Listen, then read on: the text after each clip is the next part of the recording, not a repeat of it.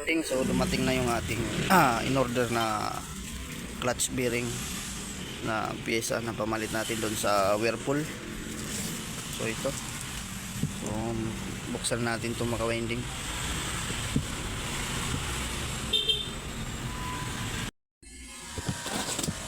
Buksan ko na. Oh.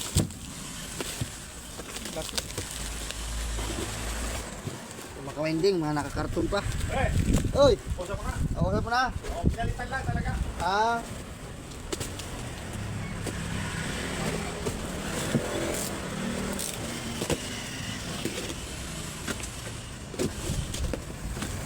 Bulaga, ayun, parehong-pareho. Parehong-pareho tayo. So yan mga winding, oh. Isang buo na pala tayo, oh. Ha? Isang buo na. Ay, kasama. Bago na. Kasama na nga. Oh, hindi na luma. Ayan, oh, mga winding, so palit tayo, oh. Nabilang, tama? Kala ko, clutch bearing ng mga winding, kasama na pala yung ano, isang buo na. So yung mga winding, bagong-bago ito. Mahusay ito na. Gagawin pagka-order ko, no? Bagong-bago, yung mga winding, oh. Pareho-pareho. Parang malaki, no? Pareho.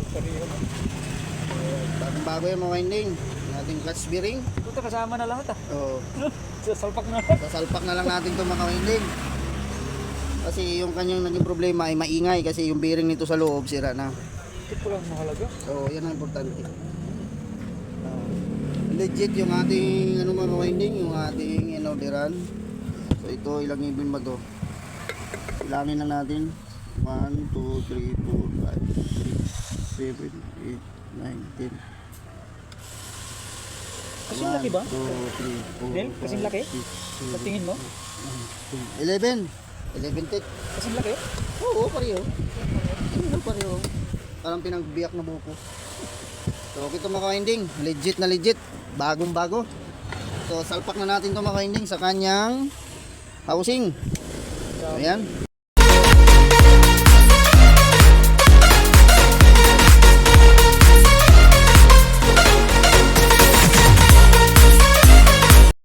So, mga winding, oh, ito yung luma. So, ito yung luma niya. So, ayan. Ito mga winding, kinalas ko na yung housing niya. Ha?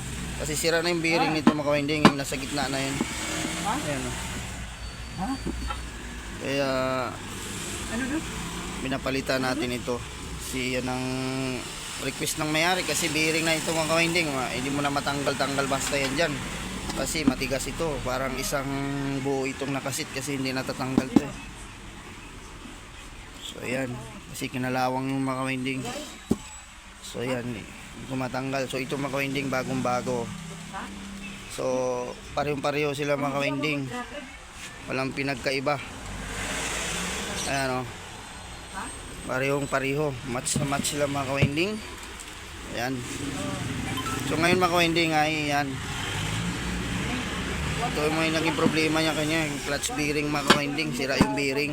Kaso lang hindi matanggal ito. So, okay na to mga winding. Salpak lang natin. So ito yung bago. Ito na mga winding yung ating housing. Ito na yung bago. Kakabitan natin dito. Ayan. Ito na yung bagong ilalagay natin mga winding. Salpak na natin itong mga winding. So kabitan natin yung kanyang motor. Ayan, bagong bago to. Parehas lang to mga winding. So ayan. Kapit lang natin dito yan mga winding. Dito.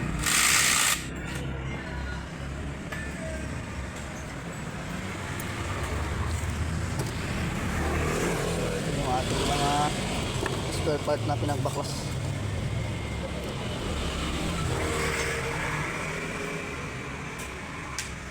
So kabit lang natin itong mga winding. Mga winding, so naisalpa ko na yung ano niya, clutch bearing. So yan, nailagay na rin natin ang motor. So hindi ko na pinakita sa inyo mga winding kung paano ikabit. So madali lang naman itong mga winding ikabit. Yan, so ito na yung sira natin. Yan. So isalbak lang natin itong kanyang housing dito mga winding pinaka-cover. So yan. So pause ko muna mga winding para matesting natin na ito. Winding, so ikabit lang natin itong pulsator niya saka itong pinaka-dip niya. Ito. Itong pinaka-dip niya. Yan. Lagyan natin yan. So yan mga winding oh. Okay na, naka-plaster na natin ano. Ito yung sira. Siyempre nito mga winding ay Whirlpool. So yan mga winding, linisan lang muna natin to.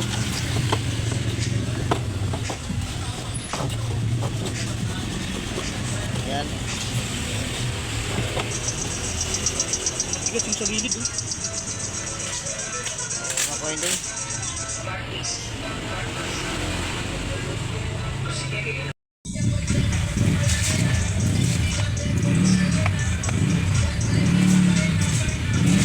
Dapat linisin mo na siya. No? Dapat yan ay ano, tanggalin mo na yan. Paanda rin. Hindi, takutin yung ano niyan, dumi. Ha? Takutin yung dumi. Mga winding, nakabit na natin yung yung dip niya. So, itapat lang natin sa butas. Yan. Lagyan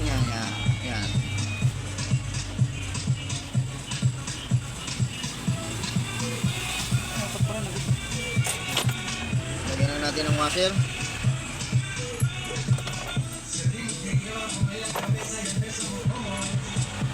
Tornilyo lang natin yan mga kawinding.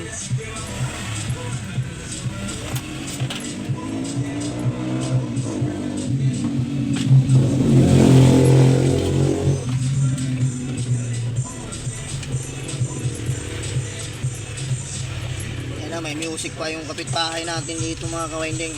Masipian na naman tayo nito. Copyright na naman ako nito. Hindi ako nawawala ng may music ah. Kulang pa ng dalawa.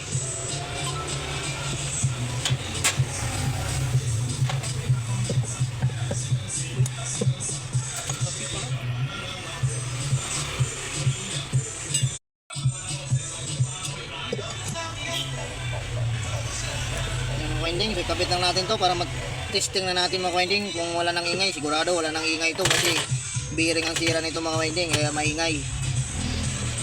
Bago na to mga winding So mga winding, nilagay na natin yung pulsator, yung pinakagitna, yung pulsator niya. So ayan oh. Ayan, okay na. So wala na itong takip dito sa pinakagilid niya. Kinuha na nung may-ari, binasag na niya Pwede naman palang ibalik yun. Yan o, may mga screwan pa. Yung may-ari na lang magbalik ng takip kasi binaklas niya na to. Yung may-ari, itong pinakatakip niya ito sa gilid dito. Yung takip dito mga kawinding, may cover pa kasi dito yan. Kinuha na ng may-rik, inalas. So yan, so takpan lang natin to para matesting na natin kung aandar.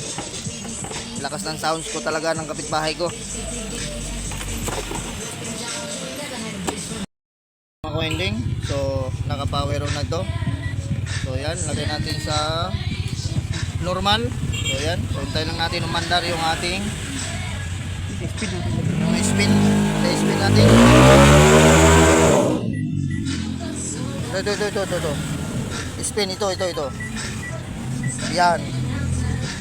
Ito, iyan mo na, i-set mo na.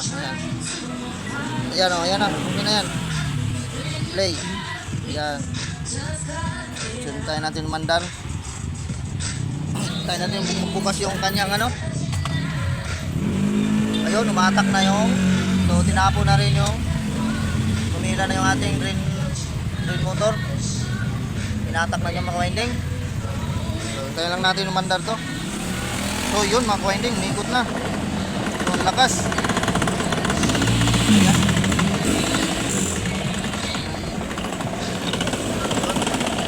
Lakas ng palag.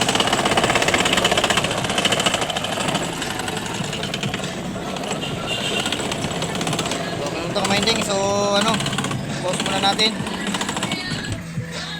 para ayusin lang natin, mapalag siya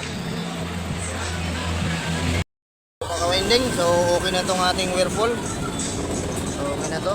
So i-turn over na natin to sa ating customer. So okay na to mga winding.